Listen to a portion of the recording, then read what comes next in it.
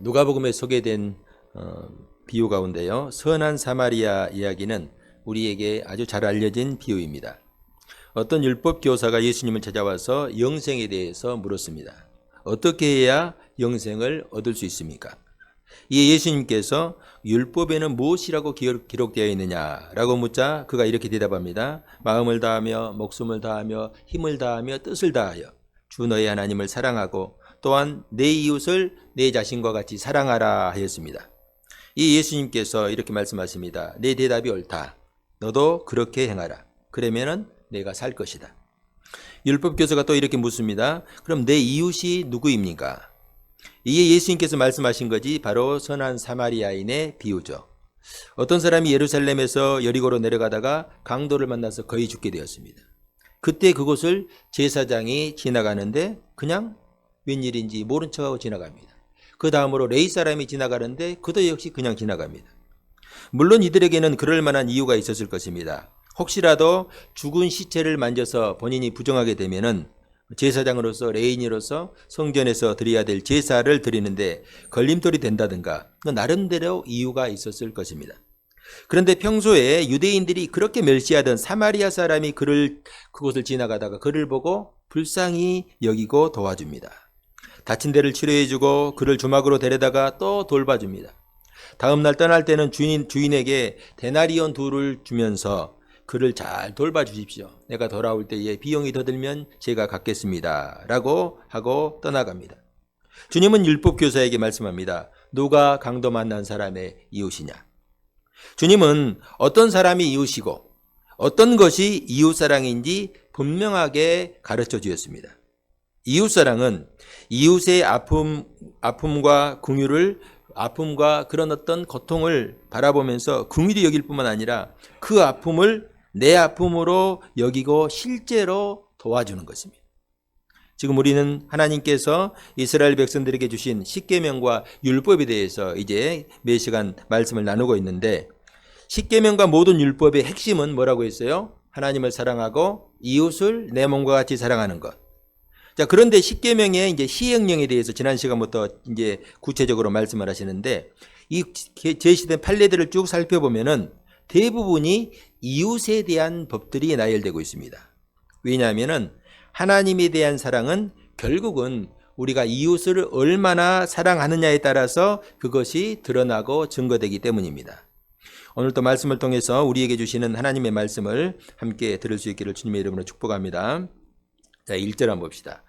사람이 소나 양을 도둑질하거나 잡거나 팔면 그는 소 1마리에 소 5마리를 갚고 양 1마리에 양 4마리로 갚을지니라. 아멘. 자, 이 말씀은요, 가축을 훔쳤을 때의 배상 규정인데 만일 소를 훔쳤을 경우에는 몇 마리, 몇 배? 5배. 양을 훔쳤을 경우에는 4배. 그럼 왜 소와 양의 이 배상 규정에 차이가 있는가? 이렇게 물어볼 수가 있죠. 그것은 여러 가지가 있는데 크게 2가지로 볼 수가 있어요. 먼저는 소의 경제적 가치를 고려한 것입니다. 당시 고대 근동 지역에서 소는 농경사의 필수적인 가축이었으며 가족의 생계를 유지하는 데 아주 중요한, 없어서는 안 된 중요한 역할을 했습니다. 그 양에 비해서 훨씬 더 가치가 있는 가축이다 하는 것이죠. 또 다른 하나는 도둑질의 난이도를 보고 이것을 평가한 거예요. 소를 훔치는 것은 양을 훔치는 것보다 더 어렵고 대담한 행위로 여겨졌어요. 양을 1마리 훔치는 것은 쉽게 할 수 있는데 소는 그냥 할 수 없는 것이라. 그래서 그렇기 때문에 이 소를 훔친다는 것은 계획된 범죄, 의도된 범죄이기 때문에 가중처벌을 하는 것입니다. 그래서 소를 훔친 사람에게는 양을 훔친 것보다 더 죄를 무겁게 한다. 가중처벌한 것이죠. 여러분 우리 사회에서도 이 가중처벌, 징벌적 배상금이라고 여러분 들어보셨죠? 예를 들어서 여러분 예전에 선거 기간에 밥을 이렇게 얻어먹다가 적발되면 몇 배를 갚아야 됩니까? 30배를 갚아야 돼요. 이 법이 처음 시행되었을 때에 그런 일이 있어요. 시골에서 10,000원짜리 밥 한 그릇 얻어먹다가 이게 단체로 걸려가지고 실제로 30만 원씩 벌금이 부과된 때가 있습니다. 그들은 평소처럼 그냥 예전에 그렇게 했기 때문에 몰려가가지고 따라가가지고 밥 한 그릇 먹었는데 그게 10,000원이면은 30만 원을 벌금을 물고 2만 원짜리였다. 그러면은 60만 원을 무는 거예요. 여러분 이게 벌금을 부과받은 이 사람들의 입장에서 한번 생각해 보세요. 얼마나 이게 황당한 일이겠습니까? 그런데 이제는 이런 일이 정착되니까 이제는 선거를 빌미로 이전처럼 밥을 얻어먹으려고 하는 사람이 그렇게 많지는 않을 것입니다. 그런 의미에서 우리 사회에서도 이제 징벌적 배상금 제도의 적용이 이제 필요한 분야가 여러 군데 있다. 그렇게 판단이 됩니다. 여러분 예를 들어서 먹는 음식을 가지고 장난치는 사람들, 판매하는 음식을 가지고 유해 물질을 넣는다든가 그래 가지고 이 불특정 다수 많은 국민들에게 불안감을 심어주고 해를 입히는 이런 경우는요, 과도하다 싶을 정도의 배상금을 매겨야 됩니다. 그리고 다시는 그런 일을 생각하지 않도록, 벌금 조금 물면 되지 이렇게 생각하지 못하고 다시는 그런 생각을 하지 못할 정도로 한 막 100배, 1000배의 부과부금, 과징금을 매겨야 돼요. 여러분 또한 가짜 뉴스를 가지고 막 사회를 혼란시키고 의도적으로 사람들에게 피해를 주는 이 언론사들에게도 이런 제도가 필요합니다. 고의적이고 악의적인 뉴스나 유튜버들에게도 징벌적 과징금을 부과해가지고 다시는 그런 죄를 저지를 생각을 하지 못하도록 막아야 돼요. 실제로 여러분 미국 같은 사회에서요 있었던 일이에요. 어떤 이 언론사에서 잘못된 이 보도를 해가지고 뭐 이렇게 소송이 그랬는데 우리나라 돈으로 9천억을 물었어요. 이 말도 안 돼. 9천억. 9천억을 물으면 어떻게 돼요? 그 언론사는 파산합니다. 그러니까 이렇게 의도적으로 고의적이고 의도적으로 사회를 향해서 이웃들을 향해서 피해를 입힌 사람은 다시는 그런 생각을 하지 못하도록, 그런 일을 하지 못하도록 그렇게 부과하는 과징금, 징벌적 배상금이죠. 저는 이 말씀을 이렇게 묵상하면서 우리 그리스도인들, 우리 성도들은 이런 제도의 정신을 바르게 이해하고 타인의 재산이나 타인의 소유, 타인의 권리를 귀하게 여기는 마음을 가져야겠다. 결코 나의 조그만 유익을 위해서 타인의 것을 탐하거나 해를 끼쳐서는 안 된다. 이런 마음이 있어야 돼요. 누가복음 19장에 보는 여러분 우리가 잘 아는 삭개오 잘 아시죠? 그가 예수님을 만나고 예수님을 영접하고 그의 삶에 변화가 생겼어요. 그는 가장 먼저 주님께 이렇게 고백합니다. 내 소유의 절반을 가난한 자들에게 주겠사오며 만일 누구의 것을 속여서 빼앗은 일이 있으면은 네 갑절이나 갚겠습니다. 네 배를 갚겠다. 율법이 이렇게 명시된 대로 네 갑절을 갚겠습니다. 그는 소유의 절반을 가난한 자들에게 주겠다 이렇게 고백합니다. 저는 이 부분이 상당히 의미심장한 말씀이라 생각됩니다. 은혜 받았으니까, 예수님이 은혜 받았으니까 내가 내 수의 절반을 성전에 내가 헌금하겠습니다 라고 하지 않고 뭐라고 했어요? 가난한 자들에게 주겠습니다 이렇게 했어요. 왜 그랬을까? 삭개오는 하나님의 관심이 가난한 자들에게 있음을 알았고 또 가난한 사람을 섬기고 사랑하는 것이 하나님이 기뻐하시는 일이다, 원하시는 일이다 알았던 것입니다. 여기서 그치지 않고 만일 누구의 것을 속여 빼앗은 일이 있으면 4배를 갚겠습니다 라고 했어요. 이 말은 나는 다른 사람의 것을 속여 빼앗은 일이 없습니다 라는 그런 말이 아닙니다. 당시 여러분 세리는요 합법적인 방법으로 다른 사람의 재산을 빼앗을 수 있는 직업이었어요. 이것을 이전 성경에는 토색이라고 말하는데 세리들 이 재량, 그러니까 유대인들 당시 세리들은 유대인들이었는데 로마가 통치하던 그 시대에 유대인들에게 세금을 거둘 수 있는 이 재량을 주는 거예요.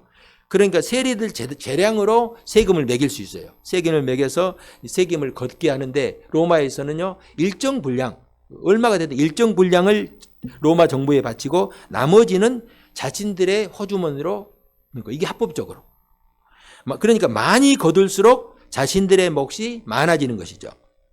당연히 탐욕스러운 세리들은 수단 방법 가리지 않고 세금을 거두려고 했을 것입니다.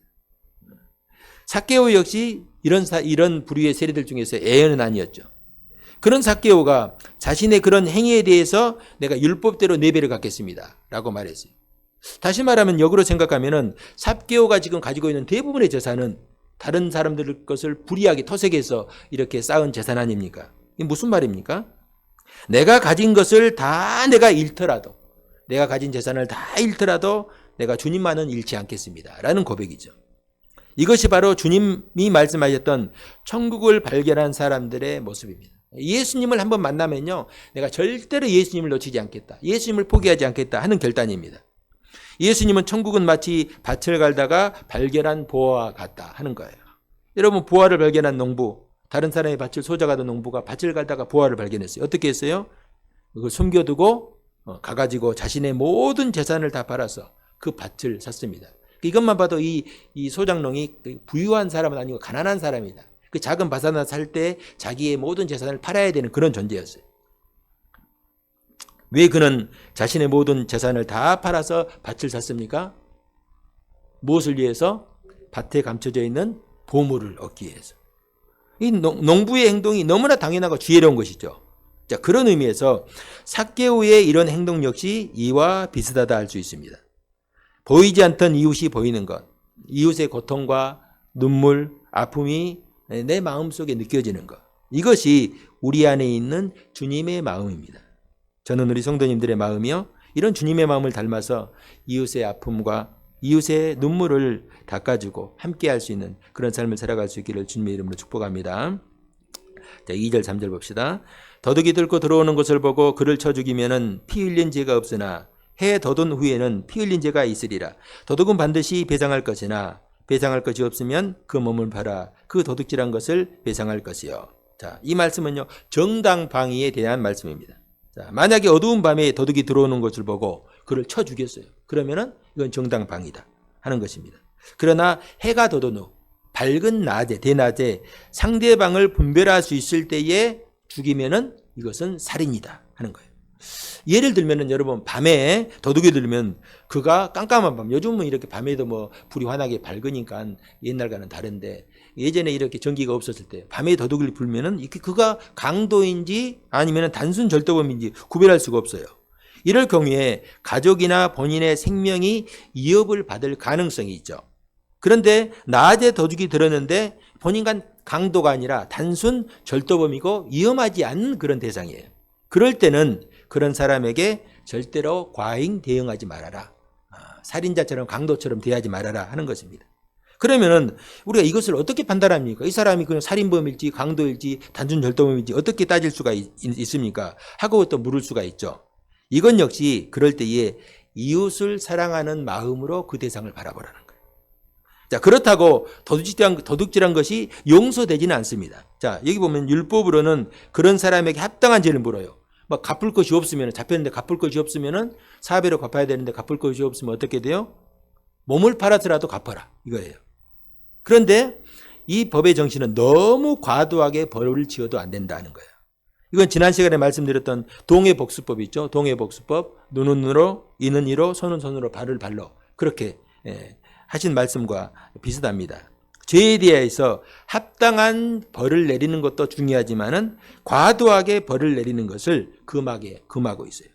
오히려 죄는 미워하지만은 사람을 긍휼히 여기는 마음, 이게 예수님의 마음이잖아요. 자, 이어서 5절 6절을 보면요, 농작물 피해에 대한 배상인데 이건 역시 이웃에 대한 사랑의 마음으로 접근하라 하는 것입니다.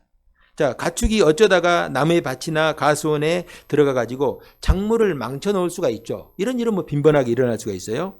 이때 가해자는 자신의 가장 좋은 농작물로 그 피해를 보상해 주라 하는 거예요. 또는 불을 놓다가 실수로, 그러잖아요. 예전에 요즘은 함부로 할 수 없는데 예전에는 이제 뭐 봄이나 가을에 이렇게 뭐 벼나 뭐 이 보리 같은 거 태우잖아요. 불 같은 거 태우잖아요. 근데 실수로 이웃의 밭을 태워버렸어요. 작물을 태워버린 거예요. 그러면은 그것을 또 온전하게 배상해 주라. 자신의 가장 좋은 곳으로 배상해 주라. 그만큼 이웃의 재산을 소중하게 생각하라 하는 말이죠. 여러분, 내 것이 소중하면 다른 사람 것도 소중해요. 예를 들어서 여러분, 내가 다른 사람에게 어떤 말이나 행동, 그리고 어떤 또 우리가 또 설명할 수 없는 여러 가지 일들로 인해서 실수를 했어요. 큰 실수를 한 거예요. 그러면은 이때 사과하려면은 상대방의 마음을 움직일 수 있도록 진정성 있는 사과를 해야 됩니다. 가령 말로만 사과하지 말고 진심을 담아가지고, 어떻게 사과해야 되겠어요? 진심을 담아가지고 내 마음을 담을 수 있는 선물을 하나 준비해 가지고, 정말로 제가 잘못했습니다.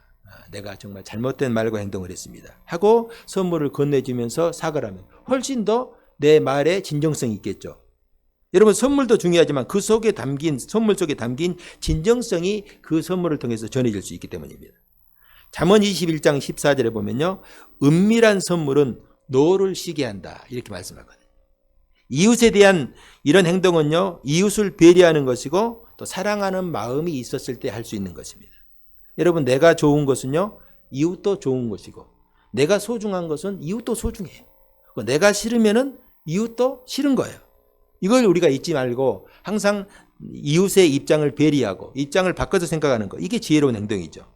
자, 이어서 또 비슷한 말씀 7절에 13절을 보면요. 전당물의 손실에 대한 배상. 그러니까 이웃이 나에게 무엇을 맡겼어요. 뭐 지금은 뭐 은행이 있어가지고 돈이나 기증품 다 맡길 수 있잖아요. 근데 예전에는 그런 게 없으니까 이웃이 나에게 어떤 물건을 돈을 맡길 수도 있고 뭐 물건을 맡길 수도 있고 혹은 소나 낙이나 또 다른 귀한 물건을 맡길 수가 있어요. 그때 중요한 것은 이웃을 향한 사랑과 신뢰의 마음, 이웃의 것을 소중하게 여기는 그런 마음이 필요해요. 이웃의 것을 내 것처럼 여기고 그것을 지키고 보호하고자 하는 마음, 이것이 필요하다 그거죠. 예를 들어서요, 제가 얼마 전에 교회에 우리 예배공사를 했잖아요. 예배공사를 제가 보니까 잘한 것 같아요. 막 100mm 가까운 비가 왔는데 한 방울도 벽에 스며들지 않았어요. 아주 제가 예배공사를 잘한 것 같아요. 그런데 이 방수를 하기 전에 그냥 방수를 한 게 아니고 외벽에 묻어있는 그동안 한 3, 4년 동안 묻어있던 때를 이렇게 벗기고 방수를 해야 깨끗하잖아요. 그럼 지금 전혀 공감을 못 하시는 것 같은데 예배 끝나고 가가지고 교회 벽 한번 보세요. 깨끗하잖아요. 그냥 깨끗한 게 제가 다 청소를 했어요. 그걸. 자, 그런데 그냥 청소한다고 청소가 되는 게 아니라 그 벽에 있는 걸 청소하려면 고압 세척기 필요해요. 강력한 물을 발사하는 고압 세척기. 제가 그건 없잖아요. 그래서 알아보니까 가까운 데 계시는 목사님이 그걸 가지고 계셨어요. 그래서 제가 그 세척기를 좀 빌려달라고 했어요. 저는 그냥 물을 좀 강하게 발사하는 그런 어떤 도구라고 생각했는데 빌려와서 보니까 이게 보통 장비가 아니에요. 고압 세척기를 작동하는 몸통에 그 모터가 있어야 돼요. 강력한 힘을 발휘할 수 있는 모터가 있고 수도에서 몸통으로 연결할 수 있는 큰 연결 호수가 있고 또 몸통에서 연결하는 호수로 몸통에서 분사기 청으로 연결하는 호수가 필요하고 아주 장비가 복잡했어요. 그러니까 아내와 함께 고압 세척기로 청소를 하니까 정말 청소가 깨끗하게 잘 되는 걸 느꼈어요. 그런데 그걸 사용하다가 문득 이런 생각이 들었어요. 만약에 이 기계를 사용하다가 고장나거나 이게 분사기, 총이 있죠. 이게 부러지면은 이게 어떻게 될까? 그런 생각이 들었어요. 기계이기 때문에 얼마든지 그런 일을 사용하다 보면 그럴 수가 있겠죠. 고장이 날 수가 있고 또 부러질 수가 있어요. 만약에 사용하다가 고장나면 어떻게 될까? 아마 그 목사님의 성품을 생각하면 목사님 이러다 고장났습니다. 그러면은 괜찮습니다. 쓰다가 다 고장나죠. 이렇게 말씀하실 분이에요. 그런데 그럴 때 제가 그래요 목사님 감사합니다 죄송합니다 하고 퉁치지 말라는 거예요. 성경은 남의 거 가지고 와가지고 부수고 고장나게 하면 그냥 퉁치지 말라는 거예요. 그럼 어떻게 하라는 거예요? 어떻게 방금 읽었잖아요. 뭐라고 해요? 새 것으로 사줘라. 새 것으로 사줘라. 이런 마음만 있으면 오늘 말씀 여러분 길게 설명할 필요가 없어요. 그런데 이런 마음이 없으면 이웃의 마음을 헤아리고 이웃의 것을 소중하게 생각하는 마음이 없으면 자 고장이 났어요. 그럼 내가 고장난 부분만 어떻게 고쳐주지? 아니면은 내가 중고로 어디 알아봐서 한번 사주지. 그리고 또 좀 더 마음이 좀 강박한 사람은 나는 책임이 없다. 이거 원래부터 좀 고장난 처음부터 시원찮았다. 이렇게 생각할 수 있잖아요. 이렇게 되면 어떻게 되겠어요? 그 상대방이 이 물건을 불려준 그 목사님이 아무리 천사라 같은 마음을 가졌다 해도 마음이 조금 상하겠지 안 상하겠어요? 상하겠죠. 이럴 때 이웃의 마음을 헤아리고 이웃의 입장에서 생각해 주라 하는 거예요. 이웃을 향한 이런 마음, 이것을 내 것이라 생각하고 입장 바꿔 생각해. 내가 새 것으로 사줬다고 합시다. 그러면 이웃이 어떻겠어요? 얼마나 나에 대해서 오히려 감사한 마음을 가지겠어요. 내 것을 이렇게 귀하게 여겨주는구나. 그러니까 이런 어떤 이웃을 향한 사랑의 마음을 가지고 있으면요. 이웃들과 분쟁이 생길 이유가 없어요. 아파트에서 층간소음, 이웃을 향한 사랑과 배려의 마음이 없기 때문에 그런 일이 생기는 거예요.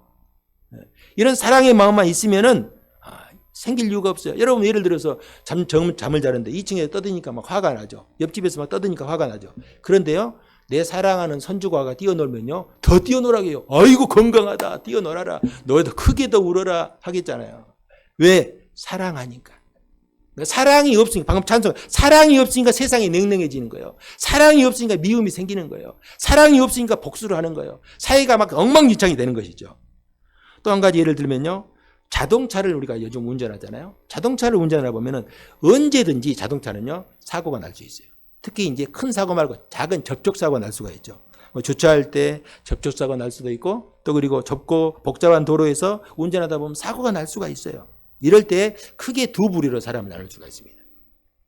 어떤 사람은요, 살짝 기스만 났어요. 그런데 그걸 가지고 상대방에게 덤탱이를 씌우려고 하는 사람이 있어요. 문짝에 기스가 살짝 나는데 문짝을 통째로 바꾸려고 해요. 그리고 아니면은 다른 데 기스가 좀 나는데 전체 도색을 해주라. 이런 사람이 또 있을 수가 있어요. 떡 본 김에 제사 지낸다고 이번 기회에 헌차를 아주 새 차로 바꾸려고 그런 작당을 하는 그런 경우가 있어요. 반면에 살짝 기스가 났지만은 크게 문제 삼지 않고 그냥 지나갈 수도 있죠. 이럴 경우에 여러분 우리 성도님들이 피해를 입었다면은 저는 여러분 우리가 어떻게 해야 되겠어요? 최대한 상대방의 입장에서 배려해 주시는 것이 여러분 은혜입니다. 그게 사랑이에요. 여러분 살짝 기스가 났으면요 그냥 보내주세요. 기스 났다고 차 여러분 끄는데 아무런 문제 없어요. 누가 와가지고 교통경찰이 찾아와가지고 스티커 끊지도 않아요. 그리고 수리를 해야 할 만큼 사고 났으면요 협의를 해가지고 보험 처리하면 되는 거예요. 내가 상대방 입장에서 이렇게 해주면 좋겠다. 내가 사과 올리는데 이렇게 해줬으면 좋겠다. 이렇게 생각나는 대로 느껴지는 대로 내가 상대방에게 해주면 되는 거예요. 여러분 제 차를 여러분 한번 보시면요 긁히고 찍힌 곳이 여러 곳 있습니다. 아주 어떻게 보면 저는 평소 몰랐는데 같이 운동하시는 목사님들이 어디서 이렇게 찍혔냐고 하는데 여러분 제가 범인을 다 알고 있어요. 그러나 여러분 차보다는 이웃을 생각하고 그냥 다 넘어갔어요. 그런데 여러분 이걸 알아야 돼요. 우리가 이게 절대 잊지 말아야 되는 것이 나는 그냥 넘어가도 누가 그걸 보고 있어요? 하나님이 다 보고 있어요. 하나님이 보시고 계시다면요. 내가 하나님 앞에 선행을 정립하는 거예요. 여러분 치킨집에 가가지고 10번 치킨 사 먹으면 한 마리씩 더 주잖아요. 그런 거 정립하는데 눈 이렇게 막 빨갛게 물들이지 마시고 또 마트나 가가지고 뭡니까? 포인트 쌓는데 그렇게 여러분 혈안 올리지 마시고 하나님 앞에 선행을 정립하시기 바랍니다. 그러면요 하나님은 절대로 잊지 않으세요. 사람들은 다 잊어버리고 내가 다 잊어도 하나님은 절대로 잊지 않아요. 사람이 무엇으로 심든지 심는 대로 거두리라. 이거 하나님의 약속의 말씀이거든요. 여러분 이런 믿음이 있으면 선행하는 것이 오히려 즐겁고 보람이 돼요. 내가 상대방에게 선행을 하면 상대방도 얼마나 즐거워요. 그 얼마나 여러분 감사한 일입니까? 저는 우리 성도님들이 이웃과의 관계에서 먼저는 이웃을 배려하는 마음으로 행동하고 하나님의 시선을 기억하고 행동할 수 있기를 주님의 이름으로 축복합니다. 자, 마지막으로 살펴보고자 하는 말씀은요. 사회적 약자들에 대한 그 말씀이에요. 하나님은 오늘 율법을 이렇게 쭉 이렇게 보면서 정말 하나님은 사회적 약자들, 가난하고 병들고 소외된 사람들에게 정말로 관심이 있는 분이다. 자, 21절에서 27절은요. 사회적 약자의 대명사라고 할 수 있는 나그네, 과부, 고아들에 대한 내용입니다. 자, 21절에서 23절까지 우리 다 같이 합독합시다. 시작. 너는 이방 나그네를 압제하지 말며 그들을 학대하지 말라. 너희도 애굽 땅에서 나그네였음이라. 너는 과부나 고아를 해롭게 하지 말라. 내가 만일 그들을 해롭게 함으로 그들이 내게 부르짖으면 내가 반드시 그 부르짖음을 들으리라. 아멘.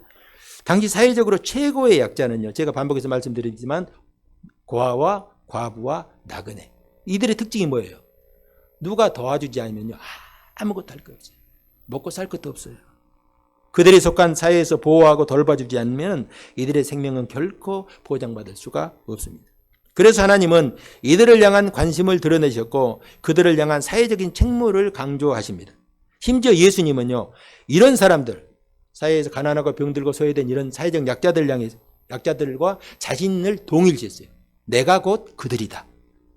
마태복음 25장 양과 염소의 비유에서 지극히 작은 자 하나에게 한 것이 누구에게 한 것? 나에게, 예수님께 한 것이고 그들에게 하지 않는 것은 누구에게 하지 않는 것? 예수님께 하지 않는 것이다. 이렇게 강조했죠. 이 말씀은요. 구원받은 하나님의 자녀라고 한다면 우리가 예수 믿는 사람이라고 한다면 이웃을 사랑하고 섬기는 것은 너무나 당연하다. 이런 마음이 너무나 당연하다. 자, 다시 한번 23절 봐봅시다. 내가 만일 그들을 해롭게 함으로 그들이 내게 부르짖으면 내가 반드시 그 부르짖음을 들으리라. 여러분 만일 어떤 사람이 힘이 없는 사회적 약자들을 대적하고 괴롭히면 어떻게 됩니까? 그들은 힘이 없죠. 힘이 없으니까 이렇게 괴롭히는 것도 당할 수밖에 없을 거예요. 그런데 그걸로 끝나는 게 아니더라고요. 그들은 힘이 없으니까 누구에게 부르짖어요? 하나님께 부르짖는 거예요. 그럼 어떻게 되는 거예요? 하나님께서 그들의 부르짖음을 들으신다. 시편 68편 5절에 보니까 그의 거룩한 처소에 계신 하나님은 고아의 아버지며 과부의 재판관이라. 여러분, 하나님이 누구라고 말씀하십니까? 고아의 아버지, 고아의 아버지, 그리고 과부의 재판관. 여러분, 과부의 재판관이라는 말은 과부를 돕는 분, 과부를 보호하시는 분, 돕는 분, 보호하시는 분. 여러분, 부자와 거지 나사로의 비유 잘 아시죠? 거기에 보면은 거지 나사로가 죽어서 어디 갔어요? 천국 갔죠. 천국에 갔는데 천국이 어디 있었어요? 거지니까 저 천국 아주 구석지에 앉아 있었습니까? 혹시 생각나십니까? 거지 나사로가, 부자가 천국을 바라보니까 거지 나사로가 천국에 있어요. 그 천국 어디 있었어요? 상석 의자에 앉아 있었습니까? 아버지 아브라함의 품에 안겨 있었어요. 아브라함의 품에, 아버지 아브라함의 품에 안겨 있었어요. 그만큼 이 나사로, 세상에서 가난하고 병들고 소외된 약자들을 하나님께서 소중히 여기신다. 이 땅의 고아와 과부와 나그네가 하나님 앞에서 어떤 존재인지 우리가 잊지 말아야 됩니다. 우리가 이 사실을 기억한다면 우리는 가난하고 약한 사람들을 함부로 대하지 않을 것이고 그들을 학대하거나 괴롭히지도 못할 것입니다. 자, 특별히 가난한 자들을 향한 마음과 자세가 중요합니다. 보통 사람들은 권세 있는 부자를 보면요, 정중하게 대우하지만은 자신보다 가난하고 힘이 없는 사람들은 하대하고 함부로 하는 것을 볼 수가 있습니다. 우리는 언제나 하나님의 얼굴 앞에서, 코람데오, 하나님의 얼굴 앞에서 내가 서 있다는 그런 마음으로 내 자신을 돌아봐야 합니다. 자, 25절에 보면요, 가난한 자에게 돈을 구워주었다고 함부로 하지 말아라. 그리고 또 채권자처럼 이자를 받지 말라. 자, 그런 의미에서 어려운 사람에게 돈을 빌려주고 폭리를 취하고 그들을 협박하고 괴롭히는 사람들은 결국은 하나님을 원수로 만드는 것이나 다름이 없다 하는 거예요. 여러분, 그런 인생들이 무슨 복이 있고 무슨 소망이 있겠어요? 성경에 보면요, 하나님이 정말 미워하시는 사람이 있어요. 가난하고 소외되고 어려운 사람들을 무시하고 협박하고 갈취하는 사람들, 그리고 사람을 속이는 거, 뭐 저울을 속인다든가 추를 속인다든가 사람을 속이는 것을, 하나님께서 강조하신 사회의 공의와 정의를 해치는 사람들을 정말 하나님께서 심판하시요. 그렇기 때문에 여러분, 우리가 그런 자리에 서지 않도록 해야 돼요. 나도 모르게 하나님과 원수된 자리에 있으면 그런 사람에게 무슨 소망이 있겠습니까? 여러분, 또 가난한 사람의 옷을 전당 잡았거든 해가 지기 전에 그에게 어떻게 하라고요? 돌려주라. 여러분, 당시 가난한 사람들에게 이 겉옷은요, 단순한 옷의 기능을 넘어서 저녁에 덮고 자는 이불과 같아요. 여러분, 얼마나 가난했으면 그 겉옷 하나 전당 잡히고 무엇을 먹을 것을 구하려고 했겠어요? 얼마나 가난해요. 중동 지역은 일교차가 크기 때문에 낮에는 굉장히 더운데 밤에는 상대적으로 기온이 뚝 떨어져 가지고 매우 춥습니다. 그런 사람의 겉옷을 전당 잡고 주지 않으면 그는 필경 그 추운 밤을 떨면서 지새야 돼요. 자, 27절 한번 봅시다. 그것이 유일한 옷이라. 그것이 그의 알몸을 가릴 옷인즉 그가 무엇을 입고 자겠느냐. 그가 내게 부르짖으면 내가 들으리니 나는 자비로운 자임이니라. 자, 그가 내게 부르짖으면 내가 어쩐다고요? 듣는다. 그의 탄식을 들으신다. 그러면 옷을 돌려주지 않는 사람은요, 하나님을 원수로 만드는 거예요. 그러니까 나는 자비로운 자다 말은 여기에서 이 문맥에서 보면 이 부르짖는 자, 가난한 자들에게 자비를 베푸는 그런 사람들을 편들고 그들을 위해서 싸워주는 그런 어떤 분이라는 말씀이죠. 반대로 그런 사람을 위해서 섬기고 사랑을 베풀면 어떤 일이 일어날까? 한번 우리 생각해 봅시다. 가난하고 힘이 없고 정말로 이 불쌍한 이웃들을 우리가 섬기고 도와주고 베풀면 어떤 일이 일어날까? 그들은 갚을 것이 없잖아요. 뭘 도와줘도 갚을 게 없어요. 그러니까 역시 그들은 또 하나님께 기도할 것입니다. 하나님, 내가 이런 섬김과 사랑을 받습니다. 나는 갚을 것이 없지만은 하나님께서 기억하시고 갚아주세요. 이렇게 기도할 것입니다. 기도하지 않아도 하나님은 그 모든 것을 다 보시고 계세요. 하나님은 가난한 자들의 고통과 탄식도 들으시지만은 그들의 중보 기도에도 귀를 기울일 것입니다. 시편 37편 25절에 보면 이렇게 말씀합니다. 내가 어려서부터 늙기까지 의인이 버림을 당하거나 그의 자손이 걸시감을 보지 못하였도다. 그는 종일토록 은혜를 베풀고 구워주니 그의 자손이 복을 받는도다. 자, 시편 기자는 일평생 의인, 하나님 앞에서 거룩하고 하나님이 기뻐하시는 일을 행하며 사는 사람들의 버림을 당하거나 그의 자손이 걸시감을 보지 못했다. 저도 그런 걸 보지 못했어요. 하나님 앞에서 거룩하게 살려고 노력하는 사람, 하나님께서 기뻐하시는 일을 하려고 노력하는 사람, 하나님께서 그 인생을 축복해 주시고 그 가정을 축복해 주시고 그 자녀를 축복해 주시죠. 우리가 얼마든지 찾으면 발견할 수가 있어요. 왜냐하면은 이런 사람들은요, 항상 가난한 사람들에게 은혜를 베풀고 꾸어주기 때문입니다. 베풀어주기 때문이에요. 그가 누구에게 은혜를 베풀고 꾸어줬습니까? 오늘 방금 말씀 보니까 당연히 가난한 사람, 병든 사람, 힘이 없는 이웃이었죠. 여러분, 부자들의 경우에 자신들이 은혜를 받고 대접을 받으면 어떻게 해요? 반드시 다시 갚아줍니다. 내가 누군가를 대접해줬다. 누가 나에게 다시 대접한다. 그 사람 먹고 살 만한 사람이에요. 그런 사람들은 되도록이면 청할 일이 있고 대접할 일이 있으면은 그런 사람들에게는 하지 말아라. 왜냐하면은 이런 사람들에게 베푸는 것은 그 사람에게 인정은 받을 수 있어요. 그 사람이 좋아할 수는 있어요. 그러나 하나님께서 그런 일을 가지고는 복을 주시지 않는다 하는 거예요. 주님은 누구에게 베풀 것이 있으면은 부한 이웃을 청하지 말고 차라리 가난한 자들을 청해라 이렇게 말씀하십니다. 왜냐하면은 부자들은 다시 갚을 것이 있지만은 가난한 자들은 갚을 것이 없기 때문입니다. 그러면 가난한 자들이 갚지 못한 것은 어떻게 되는 거예요? 주님이 갚아주겠다 말씀하잖아요. 잠언 19장 17절에 보면요, 가난한 자를 불쌍히 여기는 것은 여호와께 구워드리는 것이니 그의 선행을 그에게 갚아주시리라. 하나님께 적립하는 거예요. 적립하는 건 그치지 않고 하나님께서 반드시 갚아주신다 하는 것입니다. 저는 우리 성도님들이 가난한 이웃을 향한 이런 선행을 통해서 하나님의 약속하신 복을 다 누릴 수 있기를 주님의 이름으로 축복합니다. 사랑하는 성도 여러분, 말씀의 오늘 제목처럼요, 이웃에게 유익한 인생으로 살 수 있기를 바랍니다. 이웃에게 해약된 인생, 정말로 불필요한 인생이 아니라 필요한 인생, 유익을 끼치는 인생으로 살아갈 수 있기를 바랍니다. 지금 내 곁에 있는 가난하고 병들고 소외된 이웃은요, 변장하고 나에게 찾아오신 주님이시다 이렇게 생각하시고 사랑으로 대할 수 있기를 바랍니다. 사랑은 자기의 유익을 구하지 않고 이 말씀처럼 매 순간 나보다 이웃의 유익을 구하는 마음, 이 마음을 우리가 품을 수 있기를 바랍니다. 그리하면 우리의 착한 행실을 통하여서 하나님의 영광이 드러날 것이고 주님이 기억하시고 다 갚아주실 것입니다. 이 믿음으로 이 한 주간도 우리가 이웃을 사랑하고 섬기는 복된 삶을 살아갈 수 있기를 주님의 이름으로 축복합니다.